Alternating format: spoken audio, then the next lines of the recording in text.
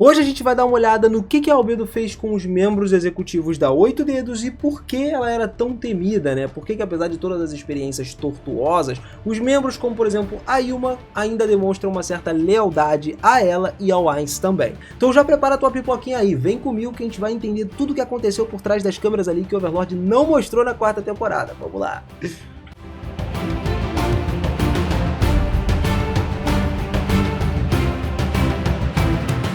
Fala seus otakus, beleza? Eu sou o Miras e sejam muito bem-vindos a mais um vídeo aqui no canal. E galera, o enredo ele foi mantido na quarta temporada lá do anime, só que ele foi extremamente encurtado, todo mundo sabe disso. A ponto de grande parte, inclusive, ter sido descartada ou resumida numa frase, ou até menos do que isso.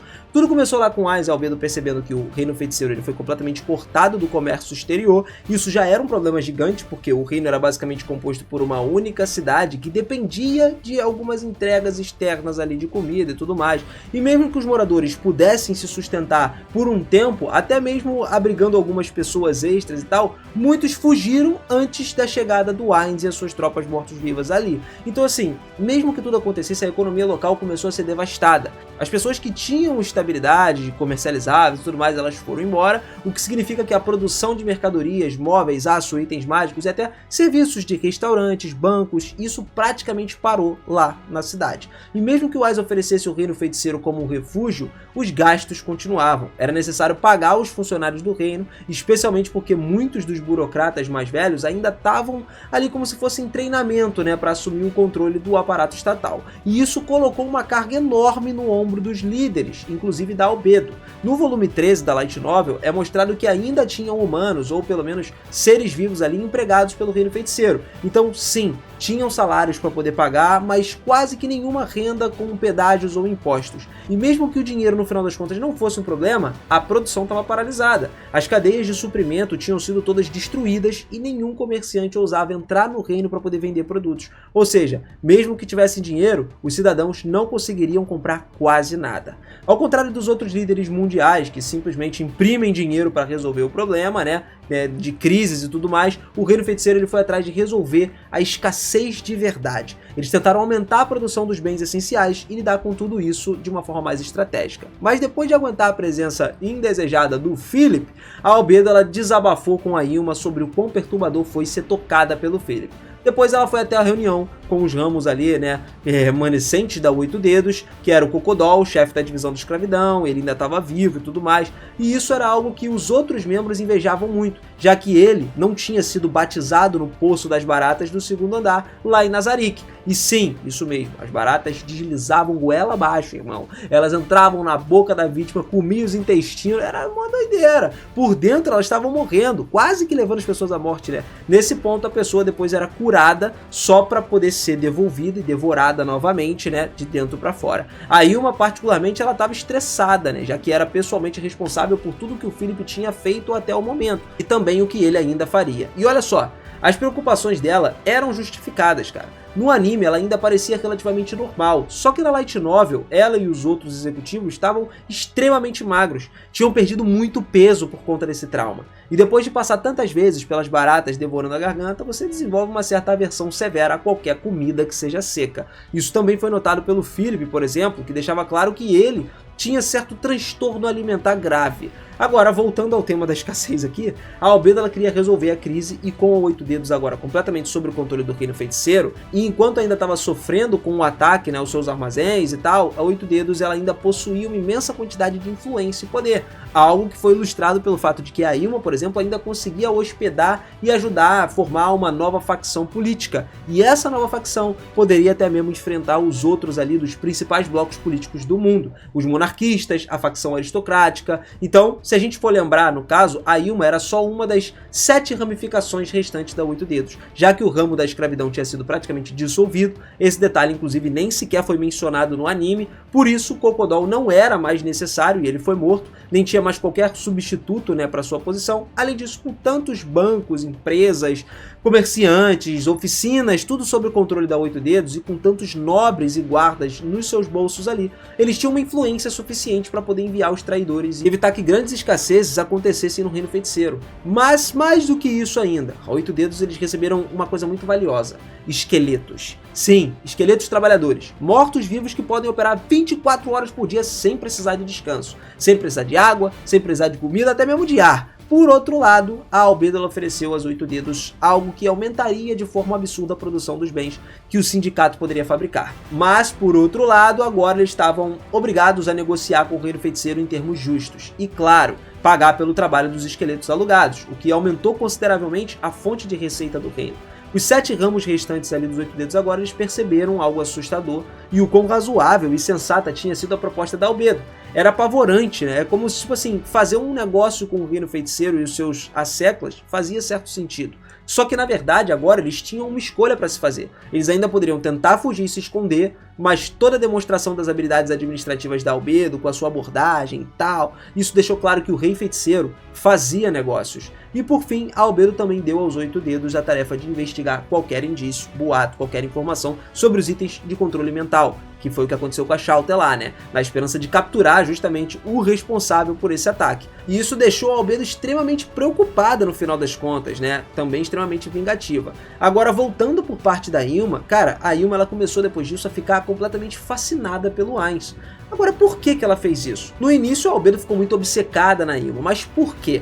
Era como o gênio chamado Philip, né? Ele teve por trás do ataque do transporte de grãos do Reino Sagrado, que a gente viu acontecer aí no filme, né? Só que a ação do homem razoavelmente inteligente, mentira, burro pra caceta, é muito fácil de se prever. A ação de um completo idiota. Só que isso aí já é outra história. O Philip, ele não era só um idiota comum. Ele, na verdade, era o rei dos idiotas, né? Foi com essa tolice que ele acabou resolvendo atacar o Reino Feiticeiro de forma meio que direta, né? Sem pensar nas consequências. E enquanto os mercenários escoltavam o transporte de grãos, o Philip ele interpretou tudo como uma maneira completamente equivocada. A propósito, essas tropas mercenárias elas estavam sendo auxiliadas ali pela força dos Oito Dedos, né? Só que ainda assim eles viajavam sob a bandeira do Reino Feiticeiro. Ou seja, um ataque a elas também era um ataque ao próprio reino. Do mesmo modo, sequestrar a Tuares significou um ataque direto à própria guilda do Ainz, já que ela estava sob a proteção pessoal do seu nome. Porra, o Sebas fez tudo para poder salvar ela. E talvez, como esse detalhe tenha sido cortado do anime, seja importante a gente explicar por que o ataque do transporte de grãos foi tão bem sucedido.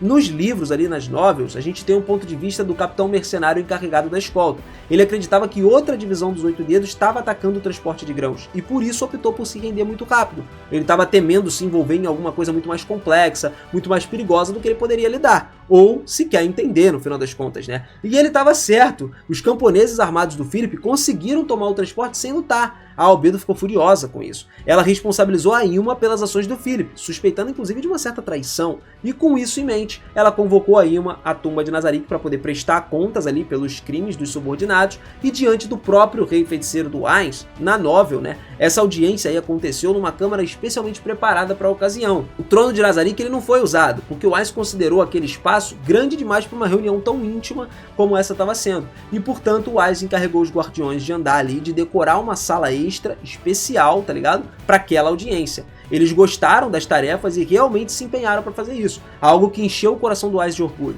Atrás dele, a Ilma tremia de medo. Ela estava esperando ser torturada de novo, com centenas de baratas rastejando pela garganta dela, como da última vez que ela já tinha sido, né, que a gente comentou aqui no vídeo. Ela estava preparada para o pior, só que o Ainz fez algo completamente inesperado. Na mente dele, a Ilma não tinha sido convocada para ser punida, mas sim para ajudar a explicar exatamente o que tinha acontecido. E para isso, ele decidiu usar a magia de dominação, não para torturar, mas justamente para controlar completamente a Ilma e extrair a verdade. Nos livros, o Ainz até explicou a ela o que estava prestes a acontecer e que inclusive ela não seria prejudicada pelo feitiço. Essa era uma forma de justiça do reino feiticeiro, lançar encantamentos para extrair a verdade. Toda a verdade, nada além da verdade, né? Todas as testemunhas, até mesmo os príncipes, né, que vacilaram, tá, do outro reino, todos eles seriam ouvidos, julgados por meio desse método. E isso até chegou a chocar até mesmo Dick Nive, que, pô, o imperador do Império Baharut lá, que foi ordenado a enviar todos os criminosos capturados para o julgamento no Reino Feiticeiro, nem ele entendeu exatamente o que estava acontecendo. Então por isso ele ficou tipo,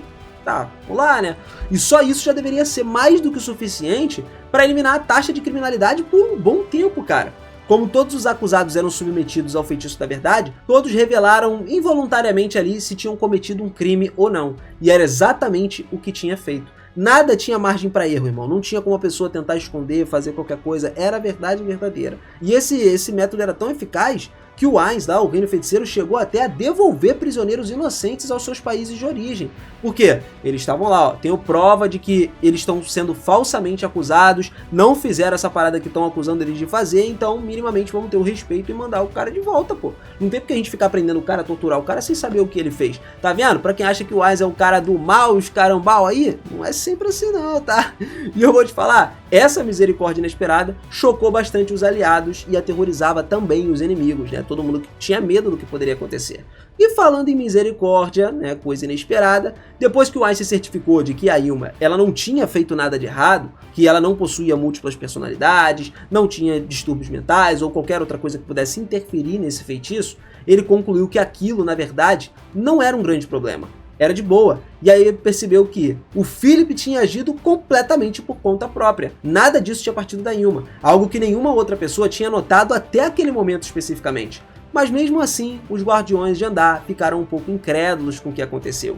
E especialmente a Albedo. A gente sabe como ela já estava com nojo do Philip ter encostado nela. Ela não queria de forma alguma ter contato com esse cara, mas de alguma forma teve. Então ela se revoltou num nível absurdo. E ela inclusive argumentou até que a Ilma era obviamente superior ao Philip e por isso deveria se responsabilizar por não ter impedido ele de fazer essas coisas, né? Então ela, da mesma forma, queria punir a Ilma por isso. Mas o Ainz é superior, ele é que manda. Mesmo que a Ilma não tivesse feito nada de errado, ela ainda acabou sendo considerada culpada pelo ataque, já que ela era responsável direta pelo Philip, como superior dele, né? Só que o Ainz é outra parada, irmão. O cara é bondoso, o cara tem um bom coração, ele alivia todos os problemas e ele conseguiu convencer a Albedo. Como? Ele chegou lá, ele falou, cara, não machuca ela não tem nada a ver. Ele simplesmente afirmou que o rei feiticeiro era ele, e ele também era o culpado pelo fracasso, já que ele era responsável pela Albedo, que por sua vez era responsável pela Ilma, que por sua vez era responsável pelo Philip, que teve que lidar. Meu irmão, quando ele falou isso, explosão de mente. Foi uma coisa maravilhosa, porque a Albedo na hora parou pra pensar uma coisa que ela nunca tinha pensado, né? A hierarquia desse mundo, onde as coisas chegavam e se transformavam o próprio mestre de todos no culpado. E essa demonstração de misericórdia, né, que o Ainz não fez nada com a Ilma e tudo mais, isso comoveu ela profundamente. Mesmo trabalhando com o submundo, lidando com fontes corruptas, o Ainz foi lá e poupou a vida dela, cara. Apesar da Albedo claramente estar enxergando ela como culpada e sem qualquer valor aos planos do reino feiticeiro. Ainda assim, ela recebeu a misericórdia. E para você ter uma noção, a Ilma nesse momento viu que isso foi algo tão inesperado que tocou o coração dela de todas as formas possíveis. Enquanto o restante dos 8 dedos, até a própria Ilma, né, reconheciam que estavam prontos para sofrer as punições, toda aquela súbita mudança do tratamento, né? Isso tudo basicamente foi uma experiência avassaladora para ela. A Ilma simplesmente não conseguia conter a gratidão, tudo que ela estava sentindo com relação ao Ainz. É uma doideira a gente parar pra pensar nisso, mas é verdade, entendeu? Ela ficou profundamente agradecida por ter sido poupada. Afinal de contas, o rei feiticeiro tinha salvado da vingança certa da Albedo. E aí ela passou a elogiar pra caramba o Ainz, como o rei supremo e tal, com tanta devoção, inclusive tanto entusiasmo, que os outros membros dos 8 dedos começaram a se perguntar, putz, será que a Ilma tá sendo controlada mentalmente pelo Ainz ou alguma coisa do tipo? Mas não, foi uma coisa que estava intrínseca dela mesmo, né? Ela começou a se sentir muito bem em fazer isso tudo, em chegar pro Ainz, em venerar ele como um deus salvador das paradas todas, porque assim, ele ensinou por métodos difíceis, mas no final das contas, ele também era um cara justo. Ele não ia acabar com as pessoas que, não tinham nada pra perder, né? Ele jogou a justiça à prova ali e mostrou que era completamente brabo. Bom, família, agora nós terminamos, né? Falamos aqui o que aconteceu com as 8 dedos, como que tudo se iniciou e como que a Ilma se tornou uma pessoa que venera pra caramba o Ainz. Tudo acontecendo nos livros, ali nas novelas, por trás das câmeras, que o anime não mostrou pra gente. Então, se você curtiu, não esquece, deixa o seu like, se inscreve no canal e ativa o sininho, que isso ajuda demais a gente a continuar crescendo essa comunidade e você a sempre ficar ligado em Overlord. E detalhe, cara, também quero saber aí nos comentários o que você acha dessa atitude do Ainz. Tu ainda continua achando que ele é um cara ruim? Porra, conta aí, cara. Acho que não, acho que ele é um cara do bem, é um cara que promove a justiça de verdade. Bom, família, eu vou ficando por aqui. Muito obrigado por mais um videozão. Aquele beijo forte no coração de vocês. Espero que vocês tenham gostado e eu te vejo no próximo vídeo. Valeu!